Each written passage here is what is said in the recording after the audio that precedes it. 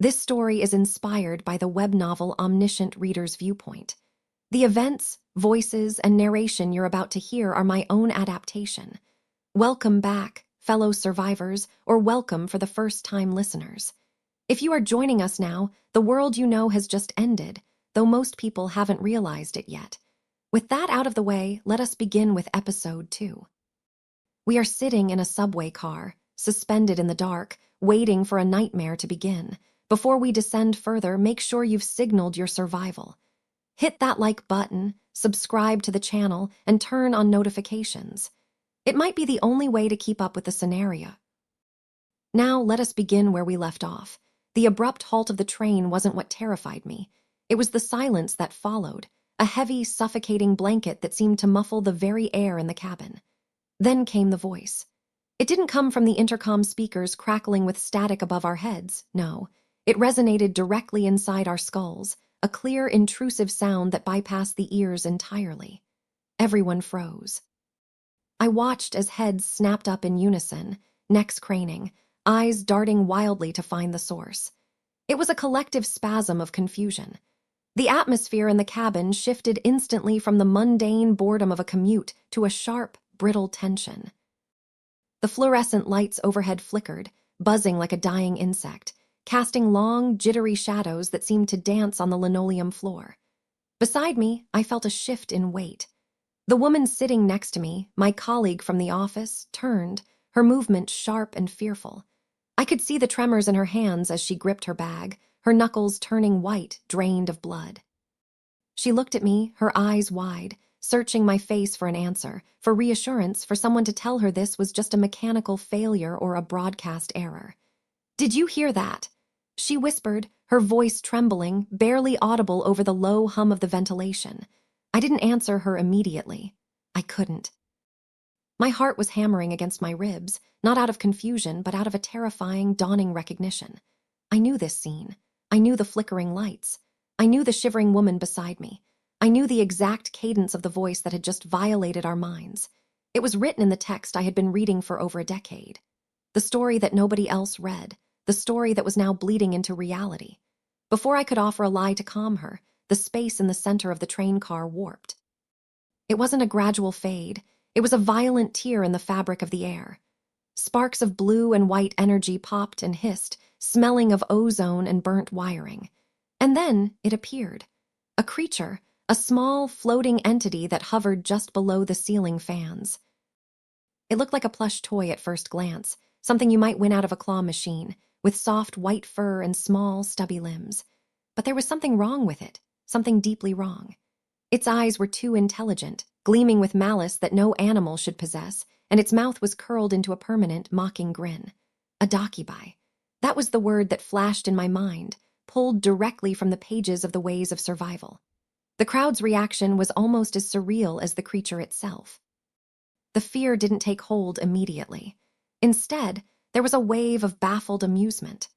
Humans are conditioned to normalize the absurd, to frame the impossible within the lens of technology or entertainment. I saw a college student in the front row raise his smartphone, the camera lens zooming in on the floating horror. "Is this augmented reality?" Someone muttered from the back. "Hey, is there a film crew in here?" Another voice shouted, sounding more annoyed than afraid. They thought it was a prank, a viral marketing stunt, a flash mob. I watched them, feeling a cold detachment settle over me. They were laughing. Some even leaned into the aisle for a better angle on their photos. They had no idea that they were staring at the executioner. My colleague tugged on my sleeve again, harder this time. "Dokja," she hissed, using my name like a lifeline. "What is that thing? Why is it floating?" I looked down at her. I wanted to tell her to get down. I wanted to tell her to stop looking at it, to prepare herself, to find a weapon, anything. But the words were stuck in my throat. How do you explain to someone that their life is now a genre shift? That the rules of physics and society have been overwritten by the whims of a sadistic storyteller? "Don't look it in the eye," I whispered back, the only advice I could give that wouldn't sound insane. The creature, the Dokkaebi, floated higher, seemingly enjoying the attention, basking in the flashes of the cameras. It cleared its throat, a sound that echoed not in the air, but in our minds again, louder this time, demanding absolute submission. Creatures of the lower planet, it began, its voice dripping with a sickly sweet condescension. You talk too much and you think too little. The novelty was wearing off for some of the passengers. A man in a suit, sweating through his collar, stood up abruptly. He looked like middle management, the type of man who used to have his grievances acknowledged. Han Myungo stood up abruptly. Hey! He barked, pointing a finger at the hovering entity. I don't know what kind of show this is, but I'm late for an audit. Turn off the hologram and let the train move. The Dokkaebi's grin widened, stretching too far across its face, revealing rows of sharp, needle-like teeth. The air in the car grew heavy, the static pressure building until my ears popped. This was the moment, the threshold. The point at which the genre shifts from slice of life to cosmic horror. I tightened my grip on my phone, the screen still glowing with the text of the final chapter. The audience was getting restless, and the streamer was about to ban the unruly chatters. The ignorance in the room was palpable, a thick fog of denial about to be burned away by a harsh light. I took a deep breath, steeling myself, and waited for the first drop of blood to hit the floor. The silence that followed the man's shouting wasn't the silence of a library. It was the silence of a held breath before a scream, a fragile glass moment about to shatter. The Dokkaebi didn't look angry. It looked bored, floating there with a casual defiance of gravity, picking at its teeth with a small, clawed finger, regarding the angry man the way a human regards a buzzing mosquito.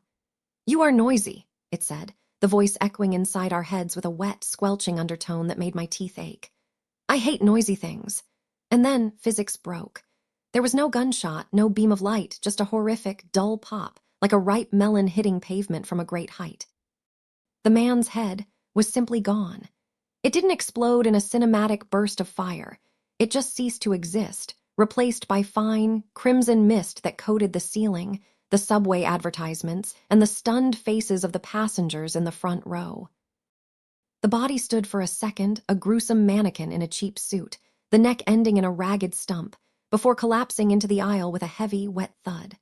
For a moment, time seemed to stretch, the brain struggling to process data that violated its reality. People blinked, wiping the red speckles from their cheeks, staring at the headless corpse as if waiting for a director to yell, "Cut," or for the man to stand up and laugh.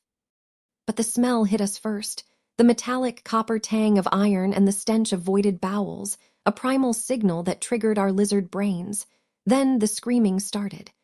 It was a cacophony of primal terror, a wave of sound that echoed off the metal walls of the subway car, amplifying the claustrophobia. I shouted at my colleague, "Sit down." I grabbed her shoulder, forcing her down into the seat just as she started to rise in panic. Her eyes were blown wide, fixed on the corpse, her breath coming in short, ragged gasps that sounded like tearing paper. "Don't move," I commanded, my voice dropping to a low, urgent register, trying to cut through the hysteria. "Do not draw attention to yourself. Do not look at it." She gripped my arm, her nails digging into my skin, anchoring herself to the only person who wasn't screaming. She was trembling so violently the seat vibrated beneath us, her reality fracturing in real time. This was the true face of the genre shift. It wasn't heroic or adventurous. It was messy, loud, and terrifyingly visceral. I looked down at my phone again, my thumb hovering over the text. It was exactly as described. The explosion of the head, the panic, the specific coppery scent of the air. Reading it for 10 years was one thing, seeing the warm blood on the floor was another. The Dokkaebi laughed, a high-pitched, giggling sound that cut through the screams like a serrated knife. This is the reaction I wanted. It squealed, spinning in the air, its fluffy body phasing through a metal handrail as if it were made of smoke. Now you're listening, now it's fun. But humanity is stubborn. Even in the face of impossible horror, we try to apply the rules of the old world to the new one. A man stood up from the designated seating area, Han, the department head of finance. He was a man who believed every problem had a price tag, every crisis a negotiation strategy. He was pale, shaking, sweat beading on his upper lip, but he held his wallet out like a shield, a talisman of the old order. "Wait, just wait," he shouted, his voice cracking, desperate to regain control of a situation that defied logic. The cabin fell silent again, the passengers desperate for a savior, for someone to impose rules on the chaos. "I don't know who you are or who sent you," Han stammered, his fingers fumbling as he pulled out a thick wad of cash bills he probably intended to use for a bribe or a bonus later that day. But if it's money you want, take it. Take all of it. I can get more, just let us go. The Dokkaebi stopped spinning. It floated down, hovering inches from Han's face, eyeing the paper currency with genuine alien curiosity. Money. It mused, tilting its head. You give me paper. Hope flared in the eyes of the passengers. It was a transaction. They understood transactions. If it could be bought, they could survive. Yes, yes, money, Han cried, shoving the bills toward the creature, emboldened by the creature's pause. It's valuable. You can buy anything. Power, influence, safety. The creature's eyes crinkled in amusement, a mockery of human expression. In your dimension, does this paper have value? It reached out, touching the bills with a glowing fingertip. In an instant, flames erupted. Not orange fire, but a strange, consuming white heat that hissed as it ate the currency. The money incinerated in Han's hands, turning to gray ash before it even hit the floor. Han shrieked, dropping the burning remnants, stumbling back as the smell of burnt plastic and cotton joined the scent of blood. The symbol of his power was gone, reduced to dust. That creates no value for me, the Dokkaebi said, its voice dropping an octave, becoming cold, authoritative, and resonant. The currency of the old world is void. We deal with life. We deal in stories. It floated up to the ceiling, spreading its small arms wide, casting a shadow that seemed too large for its body. And now the free trial is over. The main scenario starts now. As it spoke, the air in the cabin shimmered. A holographic light, blue and translucent, materialized in front of everyone's eyes. It wasn't a projection on the wall. It was hovering directly in my vision, tracking my retinal movement, impossible to blink away. A game interface. A quest log. My colleague gasped, swiping at the air in front of her, trying to touch the intangible words. I read the text that appeared, the same text I had read years ago on my phone's screen, only now it was a death sentence written in light. Main Scenario 1, proof of value. The words pulsed with a faint electrical hum. Category, main. Difficulty, F, clear conditions. Kill one or more living organisms. The timer started ticking down in the corner of my vision, counting the seconds of our old lives away.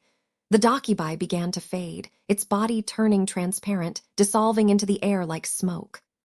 Survive, it whispered, the word lingering long after it was gone, vibrating in the steel bones of the train. Prove you are worth keeping alive. I looked at the blue screen, then at the terrified woman beside me, and finally at the timer. The story had begun, and I was the only one who knew the ending. Thank you for listening. This story was for you. If you want to survive the next scenario, you know what to do. Leave a comment with your plan, share this with your party members, and hit subscribe. The next chapter is loading, and the timer is already running. See you in the next episode. Thank you.